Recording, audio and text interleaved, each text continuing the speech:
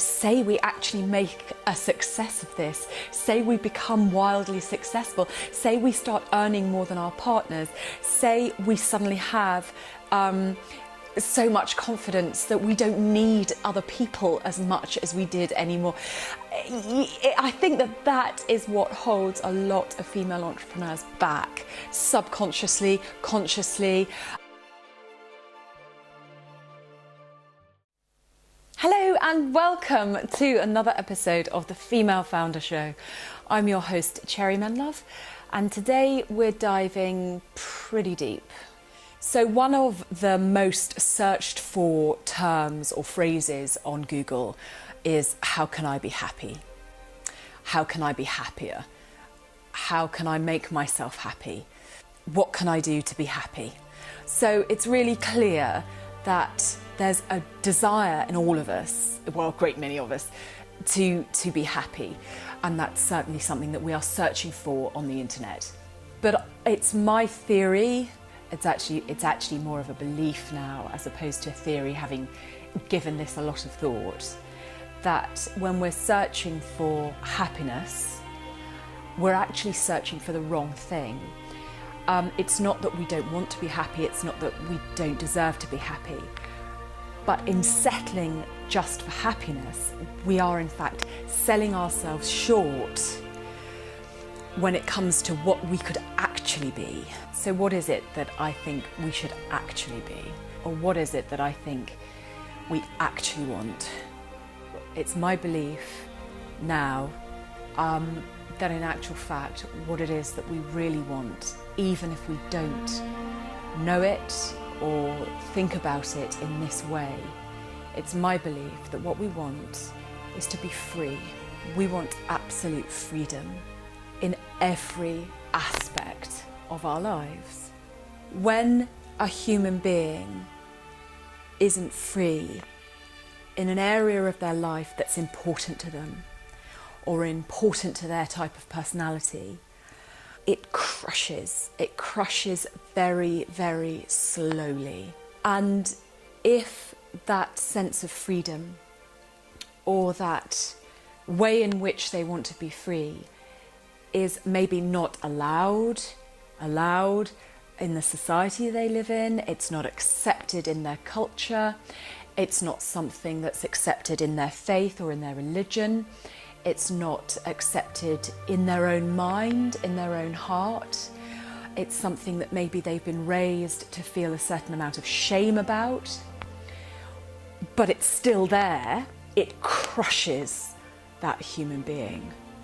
It crushes them slowly, it crushes them from the inside out, and it causes myriad problems in their lives and in the lives of those that they deal with, those that they love, maybe the children they're trying to raise, the partnerships they're trying to have, the businesses they're trying to run.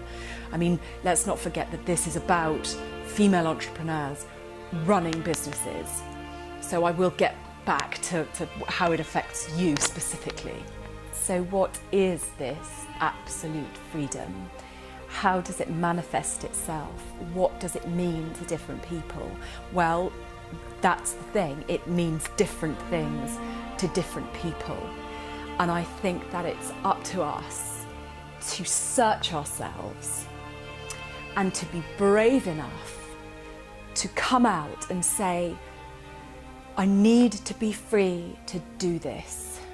I need to be free to explore this, whatever this is. And I'll give you some examples in a minute. I need to be free to feel this and to not suppress it anymore. I need to feel free to just see where this goes or talk about this without fear of upsetting or offending or losing. Because again, it's that suppression. Now, if you imagine there's a person underneath my hands, and if I'm slowly suppressing them from the outside, or maybe from the inside, what I'm also doing is depressing, I'm pushing down on them. And of course, what happens when you depress a person? How do they end up feeling?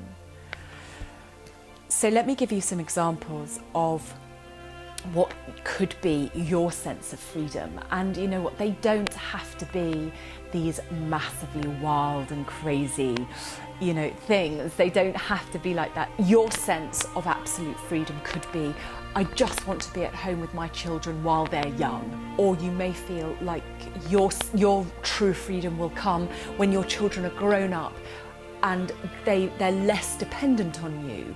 And your true freedom won't be sitting there watching Peppa Pig all day. It may be you want to be absolutely free to start a business. You want to be absolutely free to go back out and get a job. You want to be absolutely free to be more creative.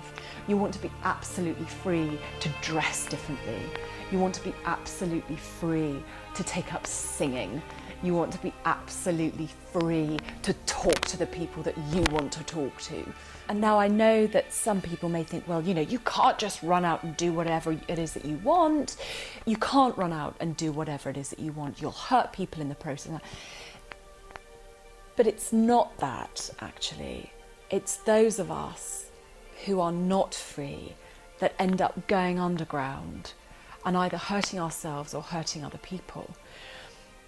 I think we need a rethink on what it is to be free, on what it is and what it means to be a human being. So how does this affect the female entrepreneur? Let's just take the basics. I mean, I teach women to build businesses that give them a sense of professional freedom. You know, it might be that there's something, a calling that you feel you have that you've never really explored, that you could do through having a business. It may be financial freedom. There are so many women who have given up a job or given up a place on the corporate ladder, or have forgone growing their businesses because there are those children there that they want to raise and they want to see grow up. All right, but maybe, you know, in my case, I was really fortunate in a way because my business, it stalled and I lost it and it broke and it was awful right at the time when my children were very, very young. So by default, I was there for everything. And I wouldn't exchange that, you know, for the world. Was it wholly enjoyable the whole time? No, absolutely not. It was hard. And I came out of that time. I mean, my children are at school now more than they're at home. And I came out of that time feeling bereft and feeling, where am I? So there was a certain amount of catch-up that I had to do. That's me exploring my freedom, my sense of freedom again, being free to pick up where I left off. So it's not about just completely absolving yourself of responsibility. It's not about that. It's about recognizing what it is in you and how absolute freedom would manifest itself in your life, and working with the life that you have to make it work for you. Because the thing is that so often we choose ourselves last. We do as females. As female entrepreneurs, we choose ourselves last. And that is not, in a way, that can be the most selfish thing that we do, because we end up broken and we are not then able to give ourselves to those we love and those that do depend on us, young children, children of all ages, employees, customers, partners. We're not able, we're just functioning for nobody because we're trying to function for everybody. So don't be afraid of seeking absolute freedom, because you will become the best version of yourself within that. But there's something that has kept us not asking those questions, not seeking those answers, because freedom is scary shit. Who's going to love us? Who's going to accept this? Who's going to be friends with us? Who's going to buy from us if I'm just too way out there? Well, no. So do I think that women have a harder time finding that absolute freedom than men? No, this is a human issue. this is something that we as human beings need to spend more time thinking about, instead of just maybe focusing on what we can get, material possessions, or finding, short bursts of happiness.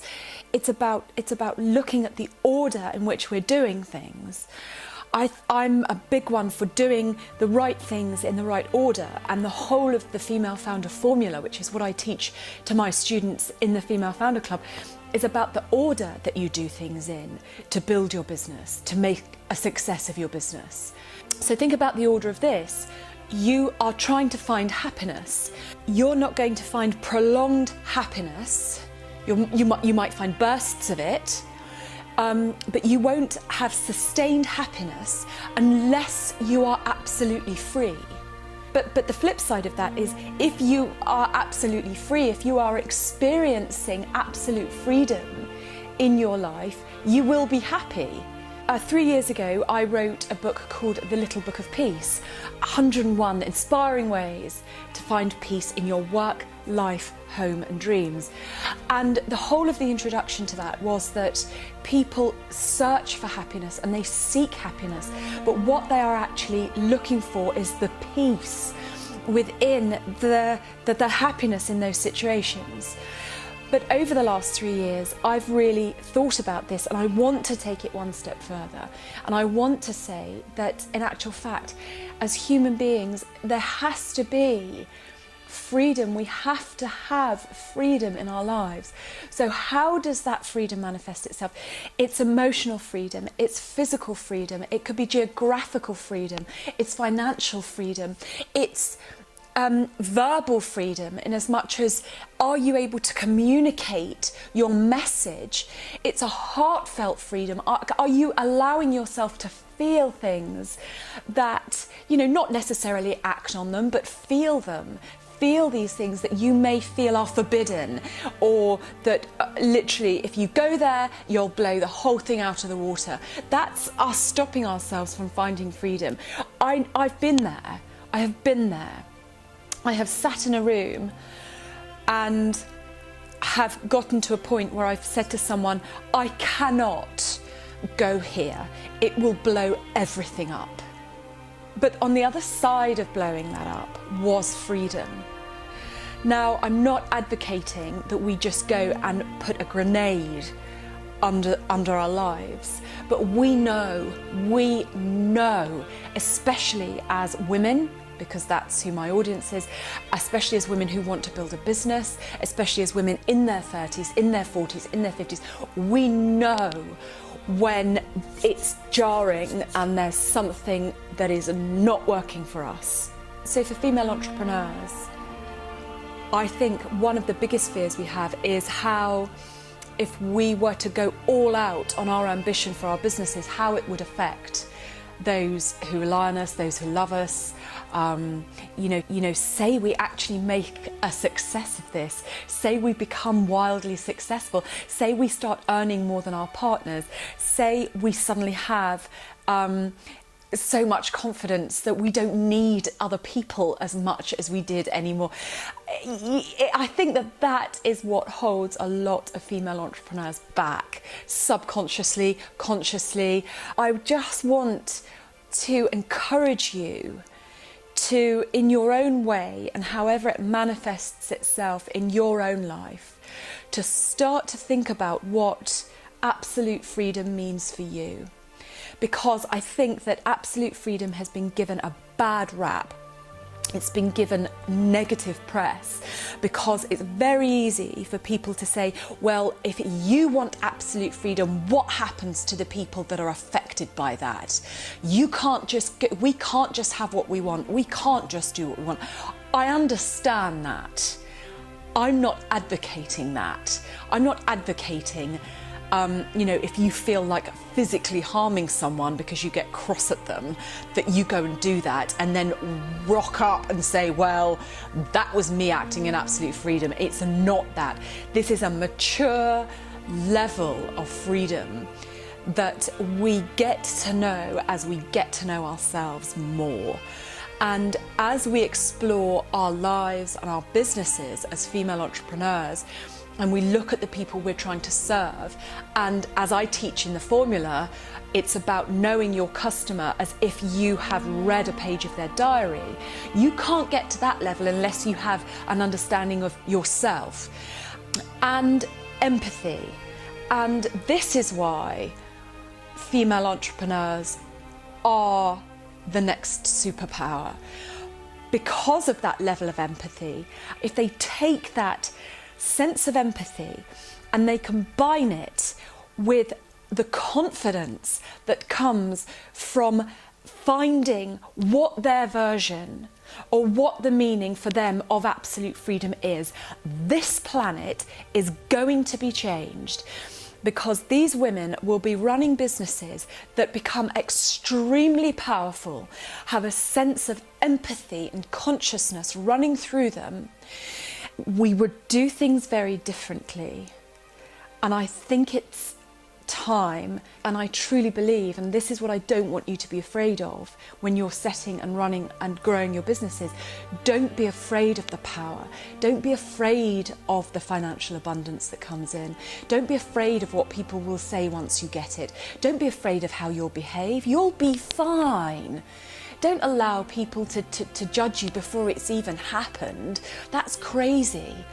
But find what it is that you need in order to be absolutely free. Have the confidence to take it and run with it, and then apply that to the business that you are growing. Is it scary? It needn't be. It is in the beginning. You need to find somebody that you can talk to that is non-judgmental and someone that understands you and would have no ulterior motive, but that would support you. And it may be a professional that you need to speak to. But like I said at the beginning, ultimate freedom doesn't need to mean, for you, doesn't need to mean something that is just life-shakingly, crazy. It could be something, it could be a very, very small shift. It could be you taking better care of yourself, in the evenings. So maybe you forgo doing certain stuff in order to have a hot bath.